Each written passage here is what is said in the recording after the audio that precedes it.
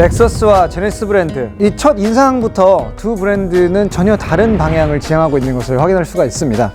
G90 같은 경우에는 아무래도 그 권위적인 어떤 디자인, 각지고 날카롭고 엣지가 살아있는 그러한 기조를 전반적으로 다 반영을 하고 있고요. 반면에 LS500H 같은 경우에는 이쪽이 약간 건축물 같은 느낌이라고 한다면 이쪽은 뭔가 살아있는 유기체 같은 느낌?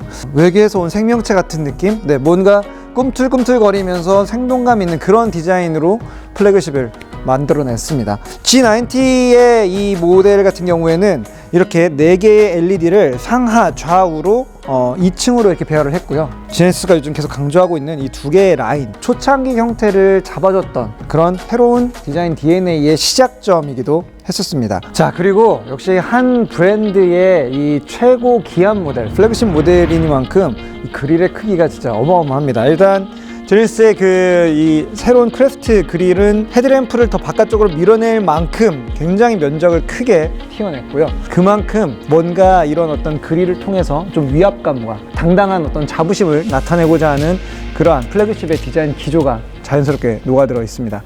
옆면으로 가보시면요, 양쪽으로 쭉 G 매트릭스 무늬가 들어가 있는 방향지시 등이 길게 들어오는 이런 부분들도 좀 특징적인 부분이고요. 자, 렉서스 LS, 이번에 마이너 체인지를 통해서 살짝 앞쪽에 있는 얼굴 디자인의 변화가 있었습니다. 가장 큰 변화는 이 라이트 안쪽에 있는 디테일들이 좀 바뀌었고요. 주간 주행 등의 형태도 전에 약간 Z자 형태로 조금 더 복잡한 형상이 다시 그냥 이 L자를 형상화되어 있는 화살촉 모양으로 단순화됐습니다. 그리고 그 위로는 3개의 LED가 수평으로 배열이 되어 있는데, 이 LED는 장애물이 있는 쪽으로는 따로 쉐이드를 만들어주고 나머지 부분은 하이빔 영역으로 쓸 수 있는 그런 이 블레이드 스캔 기능을 탑재하고 있습니다. 그리고 그릴의 안쪽에 있는 이 디테일들도 색이 약간 좀 톤이 더 어두워지면서 그동안은 좀 뭔가 많이 반짝반짝했던 그런 어떤 느낌의 LS를 살짝 좀 스포티한 느낌을 담아내는데 성공을 했습니다. 여전히 그릴의 크기는 정말 어마어마하게 큽니다. 실제로는 이 가운데 부분이 막혀 있기는 합니다만은 공격적이고 LS만의 그 독특한 첫 이미지를 만드는데도 일조하고 있습니다. 자, 그리고 이 렉서스의 로고는 살짝 푸른빛이 돌고 있죠. 근데 저는 무엇보다도 이 차를 처음 마주했을 때 약간 좀 감탄이 나왔던 게 이 페인트 면의 어떤 그 질감이 달의 표면의 그 울퉁불퉁한 입체적인 질감 같은 게 좀 살아있는 생명체의 피부를 보는 것 같은 되게 오묘한 느낌을 주는 그런 페인트 컬러입니다. 아무래도 플래그십 모델이다 보니까 뭐 형태도 중요하지만 어떤 식으로 색깔을 입히는지에 대한 그러한 고민들도 좀 많이 한 결과가 아닐까 싶어요. 그리고 LS는 진짜 이 사이드 미러의 디자인이 약간 좀 예술품 같아요. 그렇죠?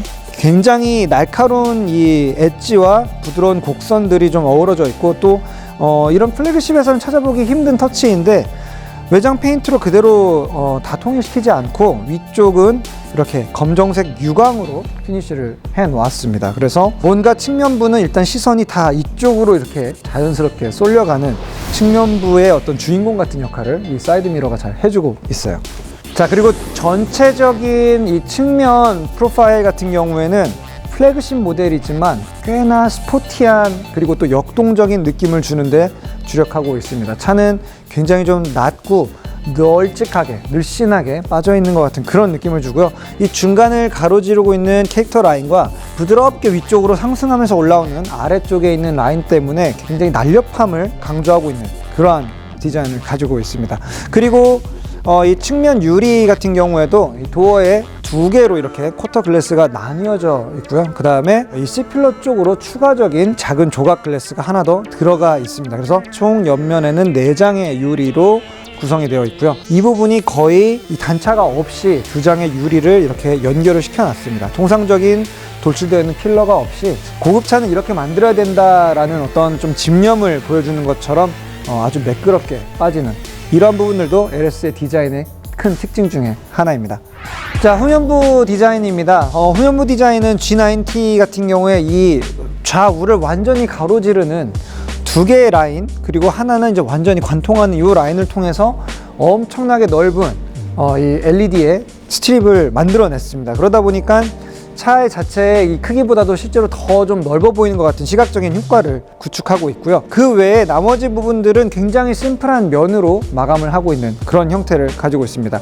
앞쪽에 있었던 제네시스 로고가 빠진 대신에 크래프트 그릴의 형상이 머플러 쪽에서 다시 나타나는 브랜드의 기함으로써 계속 뭔가 그 반복된 패턴을 보여주는 게 이쪽에 이렇게 적용이 되어 있거든요. 반면에 LS500H 같은 경우에는 앞쪽에 보였었던 스핀들 그릴의 형상이 이 뒷면에서도 그대로 나타나고 있죠. 지금 이 위쪽에서 시작되는 이 볼륨감, 양감을 통해서 라인이 이렇게 떨어지고 그리고 이렇게 꺾인 다음에 다시 아래쪽에서 넓어지는, 앞쪽에서 보였던 이 모래시계 형태의 스핀들 그릴의 이 형상이 뒤쪽에서도 그대로 나타나고 있습니다. 뿐만 아니라 주간주행 등에서 보여줬었던 이 L자를 형상화한 이 날카로운 화살촉의 꺾임 라인들도 곳곳에 자리를 잡고 있어요. 그래서 이 측면 부분에 있는 이런 라인이라든지 이 옆에 길게 파고 들어가 있는 테일램프가 꺾여서 나오는 이런 라인들, 그리고 이 위에 살짝 걸쳐져 있는 이런 모든 엣지들의 형상들이 일관되게 렉서스의 어떤 로고를 형상화해서 계속해서 보여주고 있는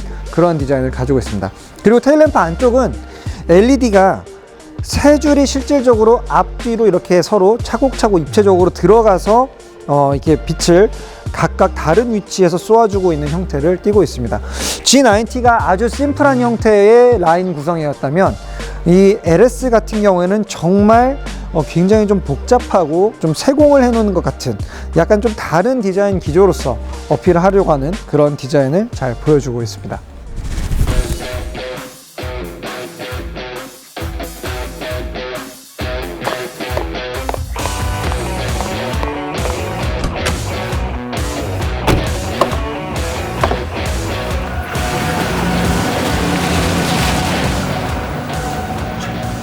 LS500H입니다. 하이브리드 모델이죠. 렉서스라고 하는 한 브랜드의 최고 기함 모델에 하이브리드 구동계를 넣었다. 정말 렉서스다운 발상인 것 같습니다. 엔진 쪽도 하이브리드이지만 변속기 쪽도 완전히 하이브리드 구조를 가지고 있습니다. 그래서 멀티 스테이지 하이브리드라고 하는 다른 브랜드의 어느 차에서도 볼 수 없는 최고의 것을 만들기 위한 어떤 기술적인 집착을 보여준 그런 파워트레인을 가지고 있습니다. 사실 그동안에 이 하이브리드 구동계를 가지고 있는 자동차를 많이 만나보기는 했었지만 뭔가 좀 달라요. 경험해 본 적이 없는, 그러니까 자연스러운 느낌이라기보다는 새로운 느낌에 가깝습니다. 4단 변속기와 CVT 이 사이에서의 어떤 또 그 밀고 당기는 약간 그런 느낌들도 예민한 분들이라면 살짝 느끼실 수가 있거든요. 그리고 이 실내 디자인 같은 경우에도 유기적이다. 어떤 생물체 안에 들어와 있는 것 같은 이 선과 이 아래쪽에 있는 그 어느 렉서스 라인업에 비해서도 가장 진보적이고 혁신적이고 본 적이 없는 것 같은, 경험해 본 적이 없는 것 같은 약간 그런 형태를 구현해내고 있어요. 그리고 이 색상, 사실 외부의 페인팅도 굉장히 좀 독특한 페인트 질감을 가지고 있는데 실내에도 지금 이런 버거니 컬러 같은 경우에 사실 이 정도 F 세그먼트의 초대형 세단의 실내 컬러에서는 쉽게 만나볼 수 없는 선택지거든요. 정말 가죽으로 뒤덮인 어떤 소파에 안겨있는 것 같은 그런 느낌이 들어요. 그리고 이 도어 트림에도 굉장히 입체적인 형상으로 가죽들이 층을 지고 빠져나오고 있고요. 그 중간에 보면 실제 원목을 얇게 아주 얇게 가공을 한 다음에 다시 레이저 커팅을 해서, 와, 이게 이런 형태의 어떤 장식도 차 안에서 구현을 할 수가 있구나.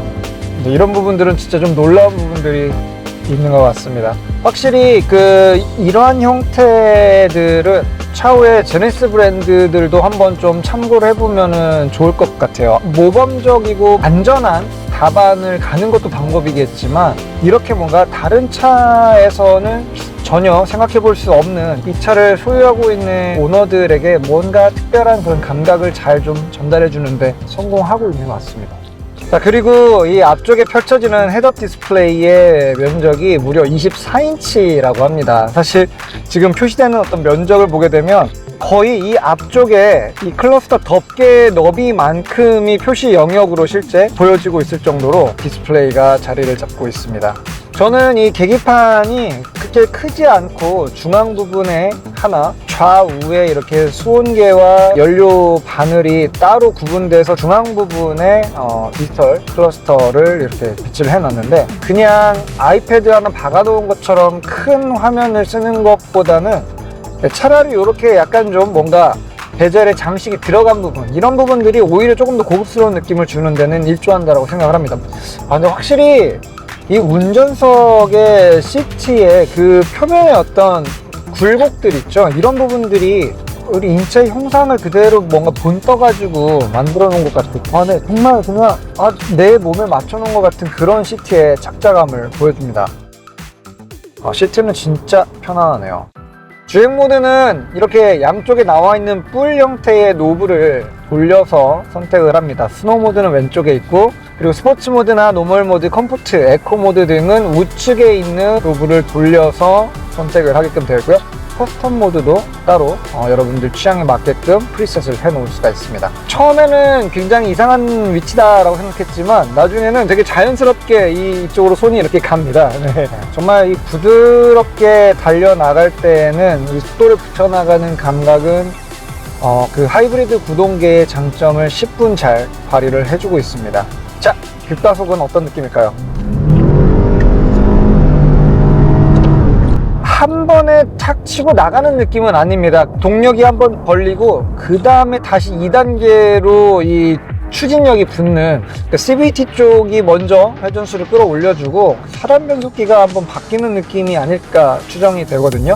이건 정말 좀 약간 반전의 요소인데요. 운전석에 앉아있으면 운전기사가 된 것 같은 그런 느낌이 드는 게 아니라 스포티한 차를 타고 있는 것 같은 느낌이 들어요. 뭔가 운전 자세도 꽤나 본격적이고요. 그리고 이 운전대의 모양과 감각도 고급스럽지만 은근히 좀 스포티한 느낌들을 잘 표현해주고 있습니다. 그래서 뭔가 잡으면 운전에 조금 더 집중해서 약간 몰입해서 달려야지 하는 그러한 느낌도 받고 있어요. 스포츠 모드 한번 가볼까요?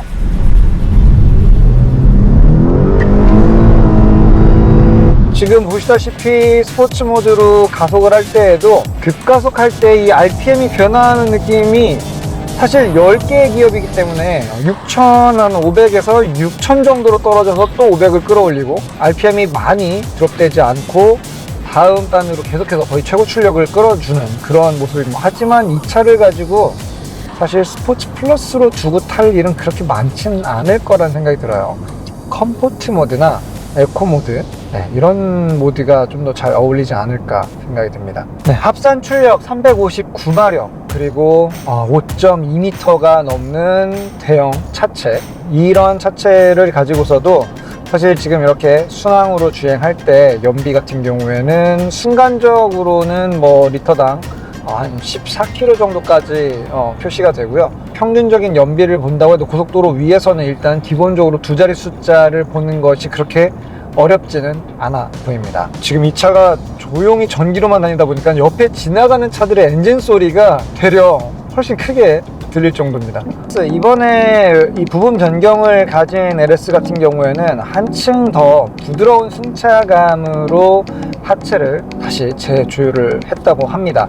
에어 서스펜션이 장착이 되어 있어요. 고급차에서는 그래도 한 번쯤 누려볼 만한 하나의 호사거든요. 그런데 아직 제네시스에는 에어 서스펜션이 적용된 세단이 들어간 게 없죠. 물론 그 에어 서스펜션을 넣지 않고서라도 고급스러운 승차감을 만들어내는 거는 별개의 이야기입니다. 그래도 에어 서스펜션을 넣을 수 있는 어떤 그런 기술력을 차량에 보여줬다라는 어떤 상징적인 의미도 분명히 있는 것이기 때문에 이런 부분들도 제네시스가 뭐 향후에 반영이 되는 건 어떨까라는 생각도 들고요. 거의 2.3톤 정도 되는 중량을 앞머리의 움직임에서는 느끼기가 어렵습니다. 이번 모델에서 하체 감각은 부드럽게 풀되 스테빌라이저는 조금 더 단단하게 조였다라고 하지만 그럼에도 어느 정도 약간의 이 차량의 움직임, 이 롤링에 대한 움직임은 보여주고 있습니다. 그 아주 잔잔한 파도를 타고 넘는 것 같은 그런 어떤 요트의 느낌이랑 비슷하게 달려줍니다. 큰 단차가 있는 요철을 지나갈 때에도 아주 크게 너울너울하면서 살며시 미소가 지어지는 그런 어떤 하체 감각입니다. 제가 나이 들었나요? 이제 이런 부들부들한 차가 매력이 있는 것처럼 느껴지는 거 보면.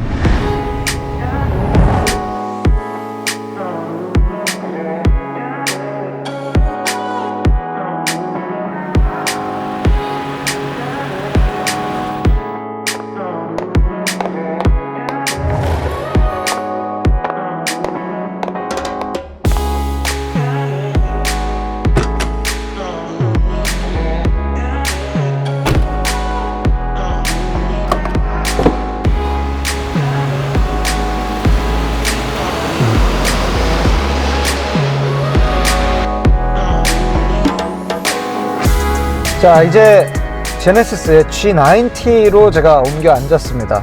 근데 확실히 LS500H에서 이 G90로 딱 넘어오니까 상대적으로 약간 좀 수수하고 심플한 차에 넘어온 것 같은 그런 느낌이 들어요.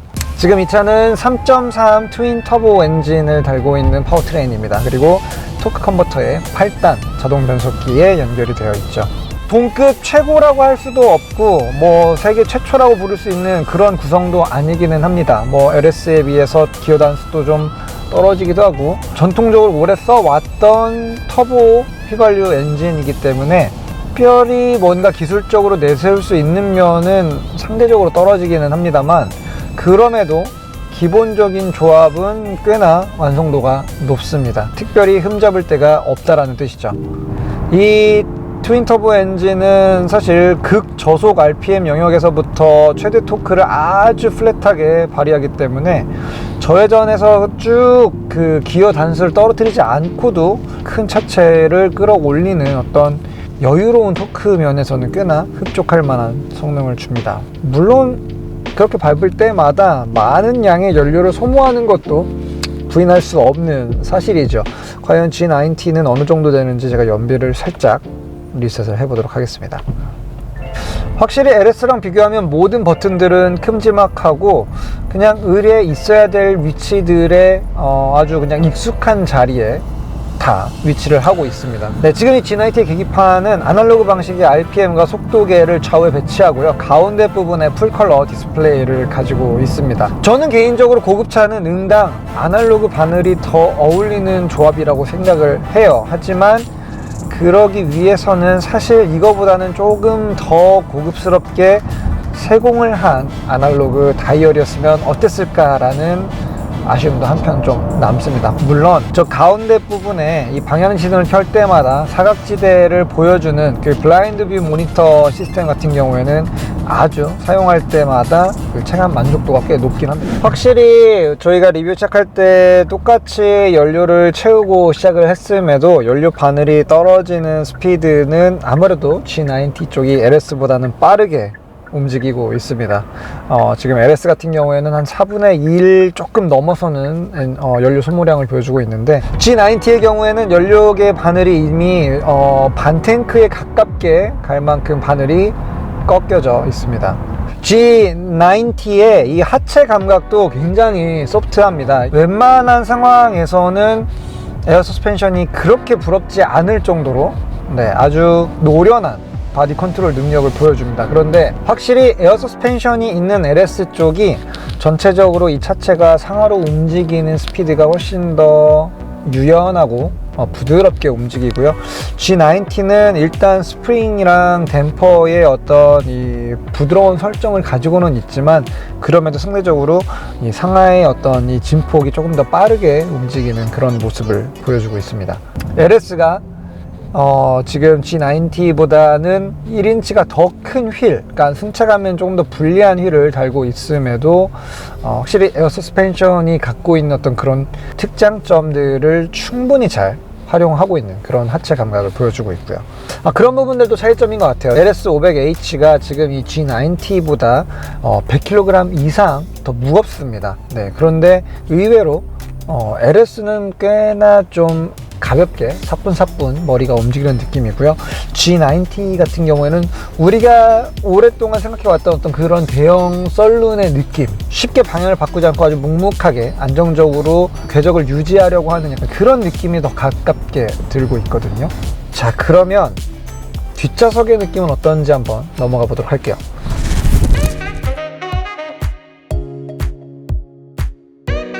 자, 여러분들 이제 G90 3.3 트윈터보 모델의 이 뒷좌석 VIP 시트에 탔습니다.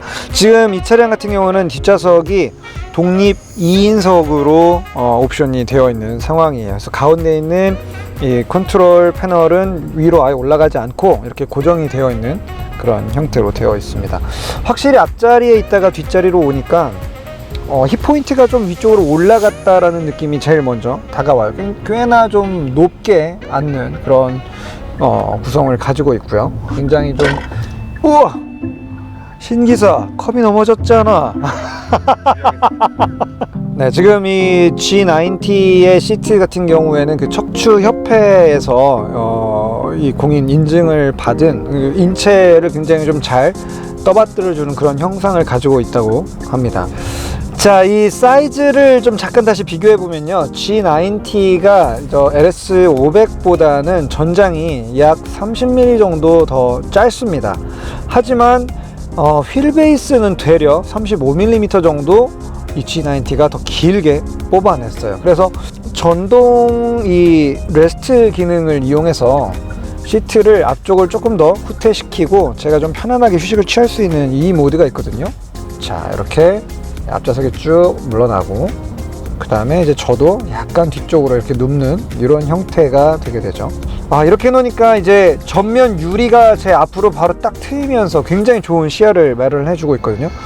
하지만 의외로 이 레그룸은 그렇게 많이 확장이 되고 있는 느낌은 아닙니다. 일단 제가 무릎을 완전히 뻗을 수는 없고요. 그리고 또 뻗는 과정에서 약간 좀 뻗다가 어느 순간 앞쪽 시트에 걸리고 마는 약간 이런 느낌이 좀 있습니다. 2열 독립 시트지만은 뭔가 발을 이렇게 위로 쭉 뻗을 수 있는 받침이 없다라는 거는 약간 좀 아쉬운 부분이에요. 하지만 뭔가 의자를 이렇게 완전히 뒤로 눕혔을 때 아주 포근하게 몸을 잡아준다라는 느낌보다는 건강한 시트라서 그런 건지는 모르겠습니다만은 등 쪽을 좀 강하게 반발력 있게 좀 받쳐주고 있는 약간 그런 느낌? 잠이 쉽게 들 것 같지는 않은 그런 시트 구성이에요. 모니터 같은 경우에는 굉장히 선명합니다. 확실히 이런 부분들은 뭐 렉서스를 포함해서 이 유러피언 브랜드들도 제네시스 브랜드의 어떤 이런 옵션들은 벤치마크를 한 번쯤 해볼 필요가 있을 것 같아요. 그리고 이거는 제네시스이고 한국차이기 때문에 가능한 기능 중에 하나일 것 같은데요. 골프라는 항목이 있습니다. 한국에 있는 이 컨트리 클럽들의 정보들이 다 들어가 있어요. 이 홀의 배치 어떤 모양으로 생겨 있는지 그리고 난이도는 어느 정도 되는지, 그것도 이 페어웨이와 그린 쪽을 다 구분해서 별점을 매겨 놓은 이런 통합 골프장 정보를 여기서 찾아보는 것이 가능하고요. 거기에서 끝나지 않고 이 골프장 주변에 있는 맛집들 검색이랑 바로 내비게이션 안내까지 연결되는, 골프를 좋아하시는 분들이라면 정말로 애용할 만한 그러한 기능들도 이 G90에는 들어가 있습니다. 자, 확실히 이렇게 이런 골프 메뉴라든지 특정 지역에 있는 소비자층들이 관심을 가질 기능들을 특화시켜 놓은 거는 굉장히 좋은 점이고요. 다른 브랜드에서도 한 번쯤은 좀 벤치마킹을 해볼 만한 그런 요소가 아닐까 생각이 듭니다. 자, 오디오는 롤스로이스와 제네시스 브랜드만이 쓰고 있는 렉시콘사의 스피커 시스템이 들어가 있습니다. 지금 뭐 도어 쪽에도 이런 메탈 그릴로 굉장히 좀 멋진 장식들을 잘 맞춰 놓은 상황이고, 총 17개의 스피커가 입체적인 음향을 만들어 주고 있죠.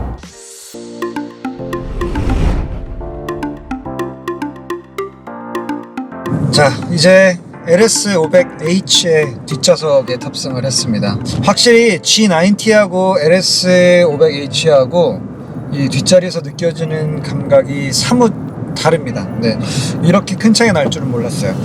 일단 시트가 이렇게 정상적인 위치에 있을 때에는 확실히 G90에 비해서 레그룸이 조금 압박이 들어오는 느낌이 없지 않아 있습니다. 왜냐면 앞쪽에 있는 시트의 등받이 쪽이 더 뒤쪽으로 이렇게 돌출되면서 나오는 그런 디자인을 가지고 있기도 하고요. 그리고 또 이 모니터가 조금 더 큰 모니터, G90보다 더 큰 형태의 모니터가 한 번 더 튀어나오고 있기 때문에 공간이 이렇게 넉넉하다라는 느낌이 지금 이 상태에서 들지는 않습니다. 하지만 시트에 안겨있는 느낌은 정말 탁월합니다.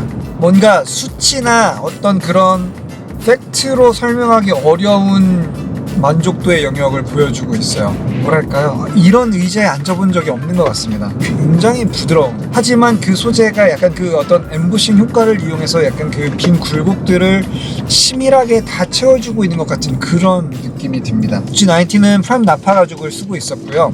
지금 이 LS 같은 경우에는 세미 아닐린 가죽 시트를 쓰고 있습니다. 근데 손끝으로 느껴지는 만족도 역시 꽤 탁월합니다. 제 차도 마찬가지로 전동식 리클라이닝 기능을 갖추고 있는 오토만 시트입니다. 그래서 원터치로 휴식 모드로 전환이 됩니다.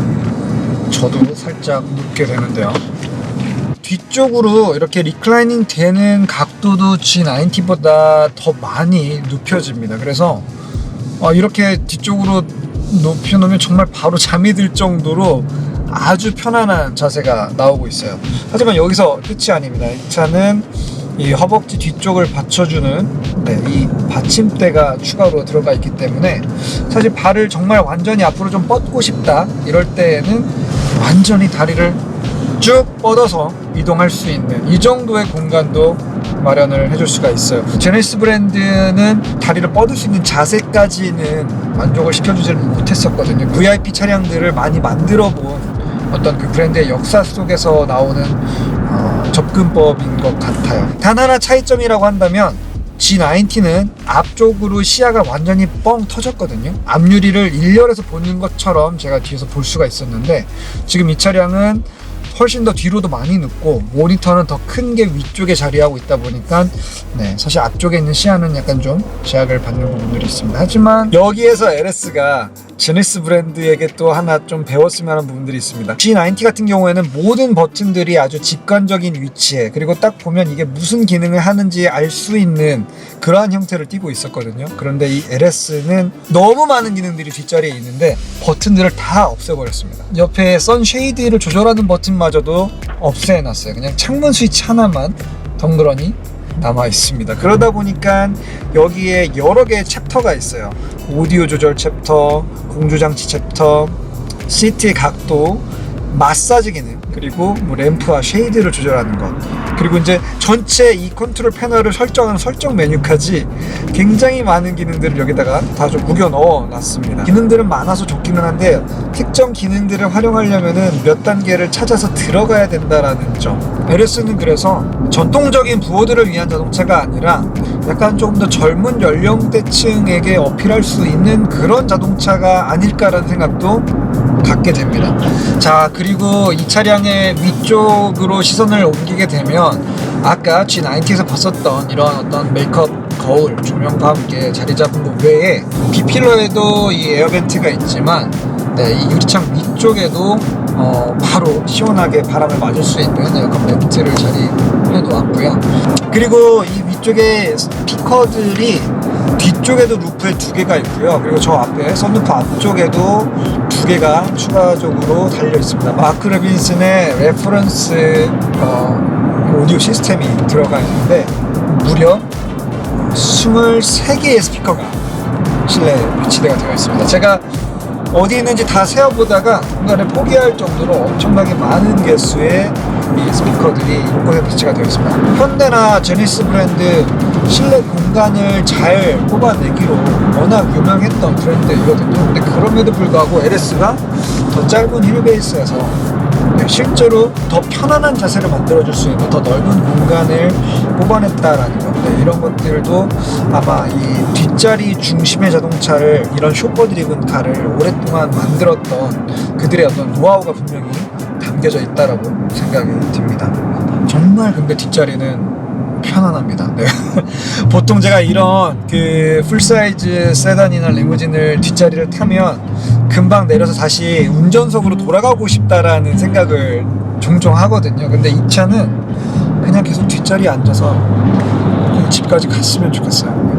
뒷자리에 탑승 빈도가 더 많은 사용자라고 한다면은 이 LS의 뒷좌석은 굉장히 큰 만족감을 줄 것 같아요.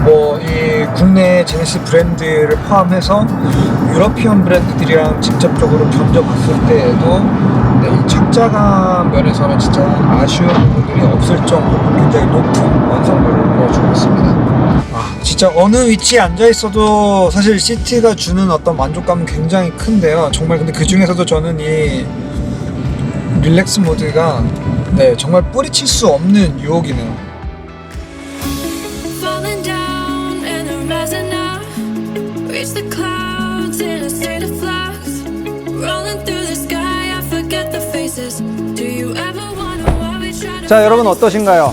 1980년대 후반에 탄생한 프리미엄 브랜드 렉서스, 그리고 사실 독립 브랜드로는 이제 2015년 겨우 6년차 제네시스 브랜드의 기암, 이렇게 두 대를 비교를 해보니까 G90가 그래도 꽤 빠르게 성장하면서 LS를 위협하고 있는 부분들도 보였고요. 그리고 또 여전히 오랜 전통을 가지고 있는 렉서스 브랜드가 G90에게 한 수 가르쳐주고 있는 그런 부분들도 확실히 확인할 수가 있었습니다. 자, 여러분들의 이 취향과 미적 감각은 어느 쪽 모델에 더 끌리시나요? 자유롭게 댓글로 여러분들 의견을 남겨주시면 좋겠습니다. 이렇게 두 대의 비교 시승 끝까지 함께 해주신 여러분들 감사드리겠습니다. 저는 강병이었습니다.